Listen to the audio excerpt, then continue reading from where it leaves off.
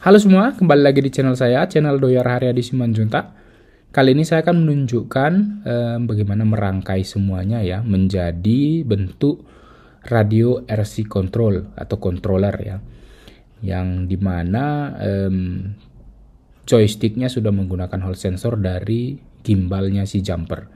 Oke, dan juga saya akan tunjukkan bagaimana memprogram keempat sensor atau 2 jumper hall gimbal tadi dengan menggunakan Arduino. Mari kita saksikan videonya. Pertama-tama saya buka dulu ini koin-koin ini. Ini tadinya tempat sampah sama saya ya. Jadi saya memanfaatkan menjadi kotak remote radio control. Ini saya buka, lalu saya mau tempatkan seperti ini si jumper tadi. Tapi sebelumnya saya ukur dulu kertas ya, untuk dapatkan platnya ya, atau modelnya. Biar bisa saya mudah nanti mengukur dan menempelkannya di dalam kotak kayu tadi. Jadi saya buat peta dulu, lalu saya ambil jangka sorong saya ukur dimensi-dimensi yang dibutuhkan, yaitu diameternya 25, sekian kalau nggak salah ya. Bisa kalian lihat sendirilah situ ya. Lalu nanti kira-kira seperti ini jadinya nanti ya, seperti tadi itu ya. Lalu saya buat dulu ukuran, nanti saya cocokkan ke jangka dan saya lakukan perhitungan sederhana untuk mendapatkan diameternya ya, sama jari-jarinya. Tadi kan yang saya ukurkan diameter, saya ubah menjadi jari-jari.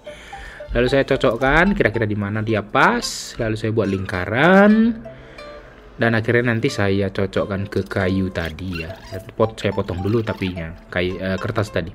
Rencananya sih saya tadi membuat monitor di atasnya, cuman nantilah saya pikir ya, saya buat selanjutnya.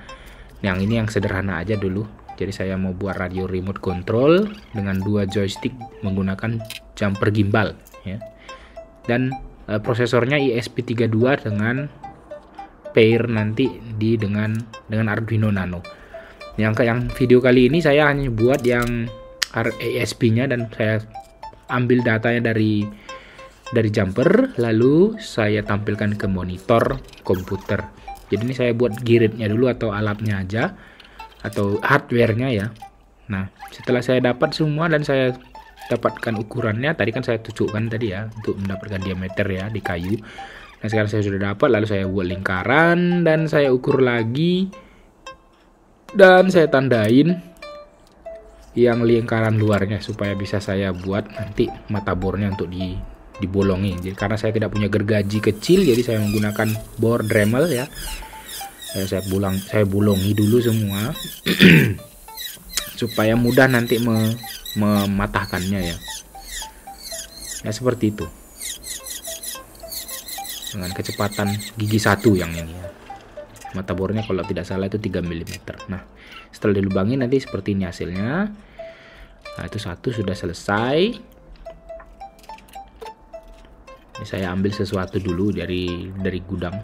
Nah, ini saya persiapkan semacam apa ya saya bilang ya, semacam port buatan ya, kayak USB gitu. Jadi ini saya modifikasi dengan menggunakan PCB biasa untuk merakit tempat nanti di port-port yang dibutuhkan yang dikeluarkan dari jumper hall sensor tadi. Nanti kalian lihat dan ngerti maksud saya yang apa yang saya bilang ya. Kadang-kadang saya pun bingung apa yang saya bilang. Nah itu dia kabel-kabelnya sudah saya siapkan dan saya potong lalu saya solder. Nah ini dia nanti hasilnya kira-kira seperti ini ya. Nah itu sudah saya solder ya, 2 skematiknya seperti yang sebelumnya teman-teman ya, nggak ada bedanya ya. Jadi yang paling atas itu nggak digunakan, ya yang paling atas dari gambarnya itu sebelumnya nanti saya tunjukkan ya.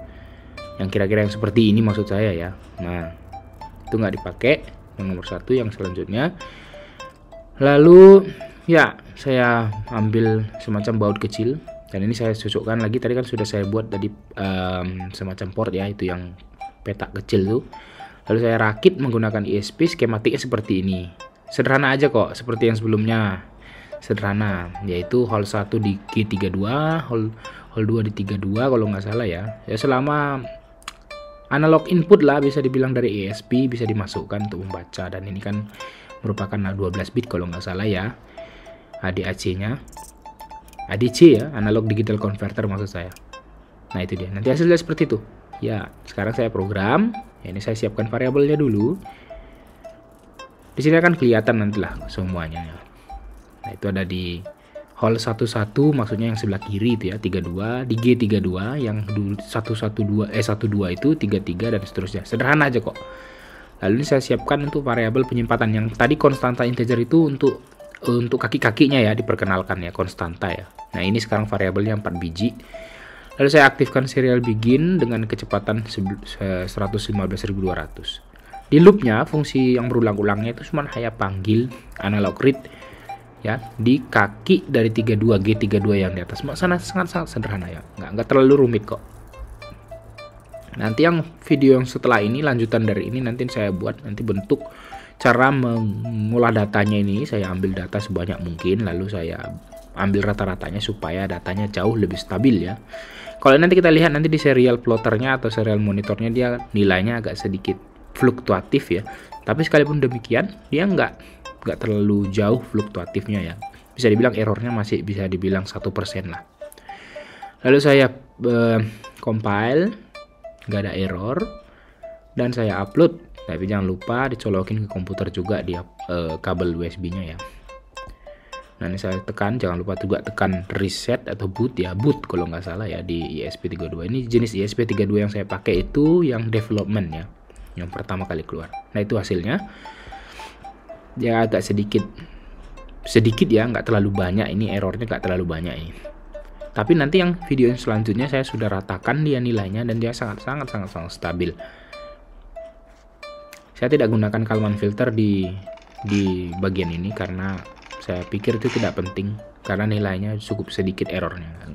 Kecuali tadi errornya banyak dan itu independen ya, tidak bergantung satu sama lain, maka itu dibutuhkan. Nah, itu hasilnya teman-teman. Dia berbentuk gelombang gerigi-gerigi, itu artinya errornya masih ada ya, tapi nggak terlalu besar. Nanti kalau mau lebih jelasnya video selanjutnya ditunggu, nanti nilainya itu jauh lebih stabil ya. Dia tidak terlalu banyak error. Terima kasih teman-teman sudah menonton video saya, mudah-mudahan berguna bagi kalian semua. Kalau ada pertanyaan atau kritik atau apalah tulis di kolom komentar dan jangan lupa di subscribe, klik belnya untuk mendapatkan notifikasi pemberitahuan video saya yang terbaru. Oke, terima kasih teman-teman sudah menonton sekali lagi, sampai jumpa di video saya selanjutnya. Dah.